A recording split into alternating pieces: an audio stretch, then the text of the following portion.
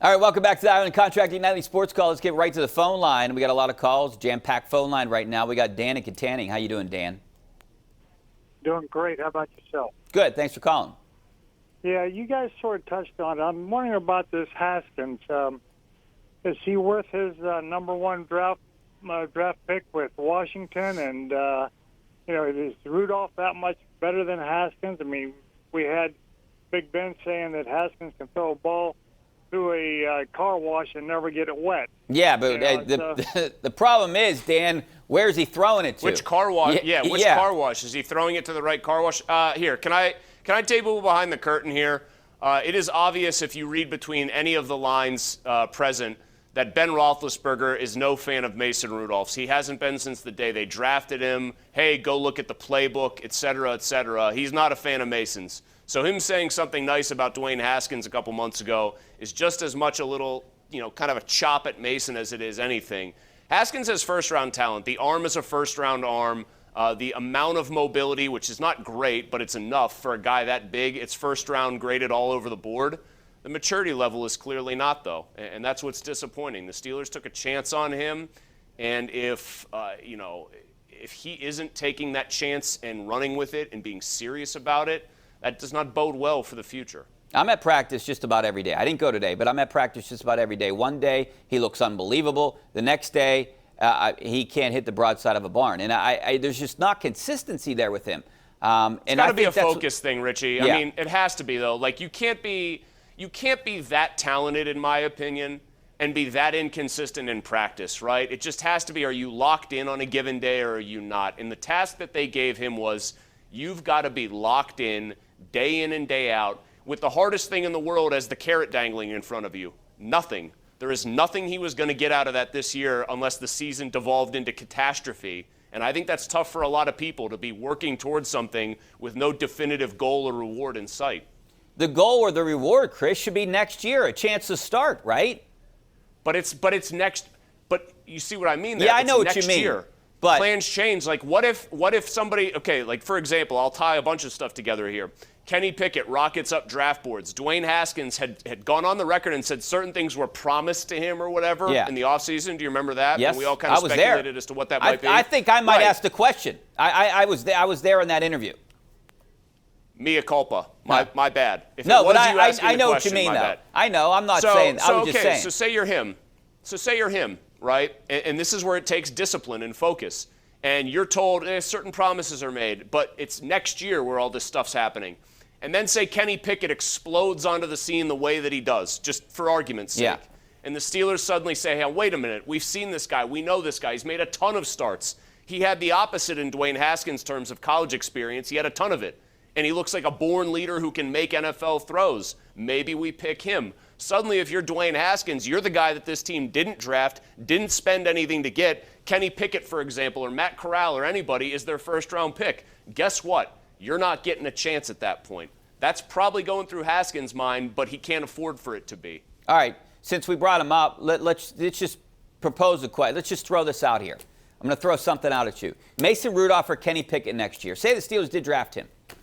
I mean, right now, it would be Kenny Pickett with a bullet. It would. No like way right now, would I who would you rather have as your Rudolph. starter, Mason Rudolph or Kenny Pickett right now? You're telling Kenny Pickett? I mean, Kenny Pickett like next year. I don't want to put Kenny Pickett into an NFL system right now without knowing it. But yes, if it's between those two next year, Kenny Pickett all day, twice on Sundays, 4 times on Mondays, whatever you got to do.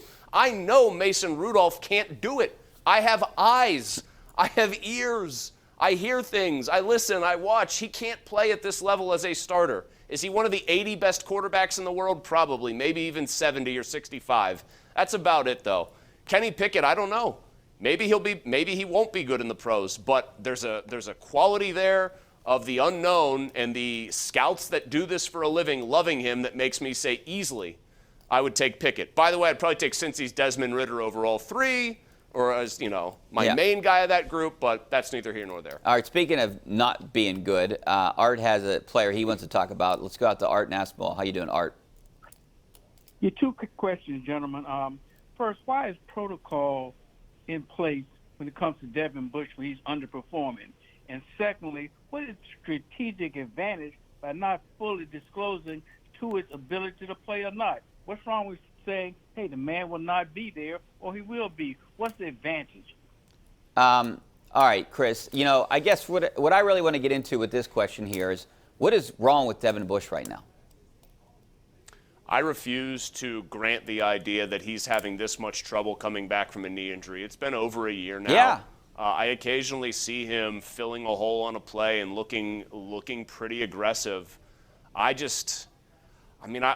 hate doing this. I really try to shy away from even suggesting this because these are football players. These are people who participate willingly in car crashes 60 times a game or whatever. He doesn't look like a guy that is dealing well with the contact that is second nature at his position. You've got to make tackles. You've got to stick your nose in there. You've got to be physical. You've got to shed blocks. That takes violence. That takes a lot of things. That takes a lot of strength. It takes a lot of want to. It's a mentality. And right now, he does not seem to be a man with that mentality. That is troubling. Let's go out to Jim in West Newton. How you doing, Jim? Jim, you there? All right, moving on to Anthony in Verona. How you doing, Anthony? How you doing? Good. Yeah. Ben Roethlisberger, what is he doing? He has to test negative twice to come back, or he can come back next week. Hey, Richie, here's a hypothetical for you, okay? We did this on the air today.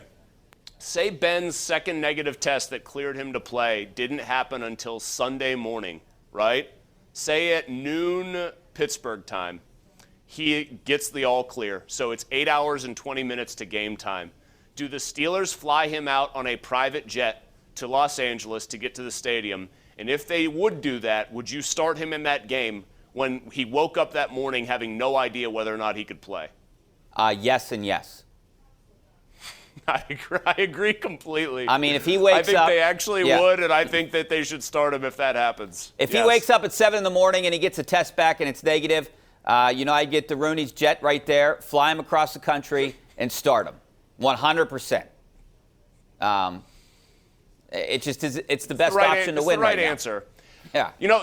Is that not a commentary, though, on what Mason Rudolph isn't? Because I think you and I can both agree. Like, Roethlisberger had played pretty mistake-free football, which was nice over this little stretch of games. But he wasn't playing world-beater football. No. It's just that's how bad I think Mason Rudolph's been, that you almost just want that steady hand, and the idea that it's a guy who knows where the ball should go. Whether or not he can get it there all the time is another story. This is not a knock on Ben. I mean, he's been pretty good, but he's not fun to watch anymore. But he has been making a lot of mistakes. I want to see this offense score points, and it hasn't done it. And it's not going to do it, Mason Rudolph. So, all right, we got to go to break, Chris. Back in a couple minutes.